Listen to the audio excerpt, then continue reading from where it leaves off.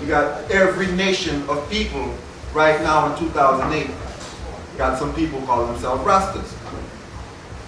Right? Have you noticed that? So it seems that there's no speech or language or culture presently that is not a hindrance. It's not a hindrance to the growth of this what we would call phenomenon. So we say it's very influential in the 78 years. You see?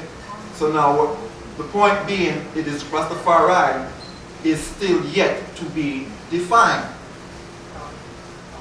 It is still growing. We must be aware of that. That Rastafari is still growing. It is still to be defined. Now, how does this relate to the Bible? Now, Rastafari liberty and Rastafari culture, we find as Bible is handed on to us. We inherited Bible. You see? Now, Bible 1611, King James, started 1600,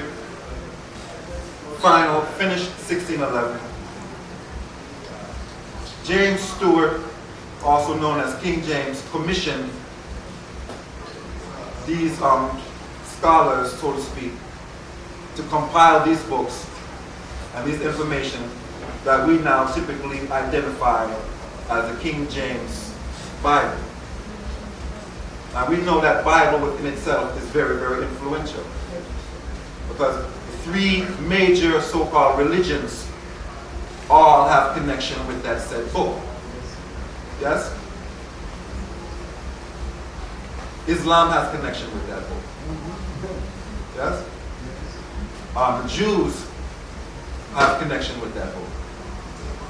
Christianity have connection with that book. And Rastafari have a connection with that book.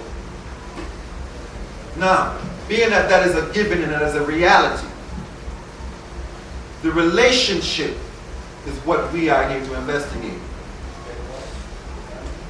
Because the reality that there is a relationship is already established. You see? Now, how does that relationship affect Rastafari culture, Rastafari liberty, in its views of world, view of self, view of family, the way that we interact, interlive? You see? Now, for example, within Rastafari culture, let's get specific. Can I get specific? Can I get specific? I'm not vulgar. I want to get specific. I want to bring it home so we can identify what I'm talking about. We have to, if we don't have that shared experience, and you don't know what I'm talking about, if you can't relate what I'm talking about in your actual life, so I have to get specific. Now, typically, what we would call within Rastafari culture, let's start with role of woman. The role of woman in Rastafari culture. You see? Let's examine it. The role of children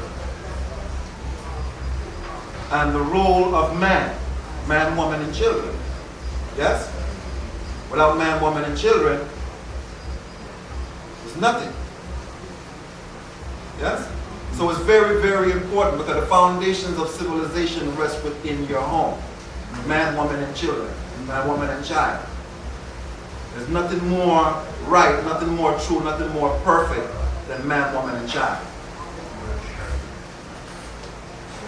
You see?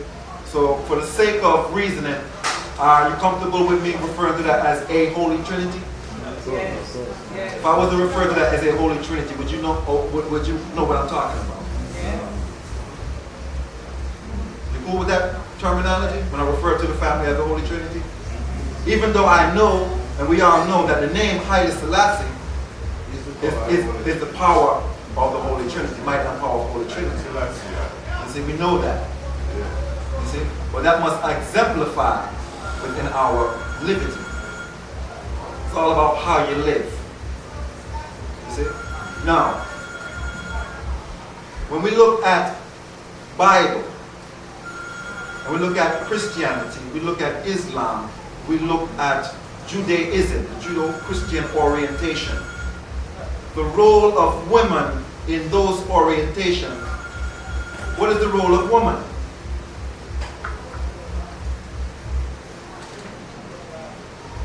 The role of woman in those orientations. What's the role of woman? Are you with me so far? The role of women. Is the role of women a favorable role? Is it projected through those cultures as a favorable role? Well, I'm here to say it's not projected as a favorable role.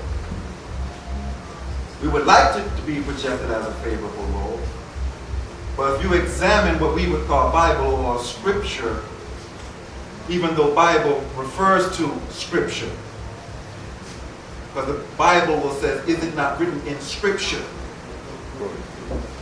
Many times it says, is it not written? And when it's talking about, is it not written or is it written in Scripture, it's referring to something else. It's not referring to it. Because the word Bible is not even in the Bible. You see? So now when Bible refers to it and says, is it not written in Scripture? It's not talking about Bible. But yet we generally use that terminology called Bible Scripture. The Scripture, the Holy Scriptures. You see? Well, let's get back to the role of woman in these so-said Holy Scriptures. Right? Or within the Bible. The role of woman is secondary to man. Are you with me so far? Do you need an example? If you look into Islam, the role of woman, is she referred to as equal, with equal rights, equal privileges, equal standing in the community, equal talk? Is it deemed so within that culture? From what we generally know, from what we observe, because not too many Muslims here that identify themselves. Do we identify that? Sure. Some people may say, well, in Islamic culture, why has a woman got to cover from her head all the way down to the face, to the ground, and cover like a blanket? You see? Because now they will give you justifications via the Quran and say the woman has to be covered down and this, that, and the third, and she doesn't have no say. Same way in the Bible says woman cannot speak in church. Woman cannot prophesy in church. Are we familiar? Because most of us come from a Christian background, right? Right? Now, whether it's practiced in the church is different, because if the black woman couldn't speak in the black church, the whole black church would fall apart. Because the whole strength of the black church is the woman. It's the woman holding up the black church, not the black man. Black men don't like going to church. Is that true? Am I saying something that seems strange? It's true. When you look in the black church is full of predominantly black women. So if the black church was to abide by when the Bible says that woman cannot speak, and she cannot prophesy, only her man can speak, and that she was made for the man, you see? And that she came out of the man as a rib, as a third consideration, because that wasn't even the first consideration. When it was talking about in Genesis, you know when Genesis was talking about, let us, in the Garden of Eden, so to speak, and God wanted to make a helpmate for this so-called Adam. You remember that part? You want me to find it in the Bible? Or is that a familiar story? Yeah. You see? Now, what was his first consideration when he said we wanted to make a helpmate for him? The first consideration was some animals. They brought animals to him.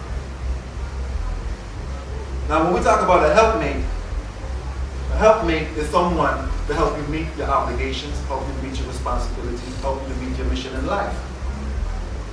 Not as an inferior, but within that orientation, remember I'm talking about the role of woman. Because I'm tying all of this in. You see? The role of woman, as far as it's promoted via Bible, is a secondary creature. Man is supreme. Man is made in the image and likeness of God. They don't say woman is made in the image and likeness. And she was created as from a rib. You see? Now, how does that relate to Rasta culture?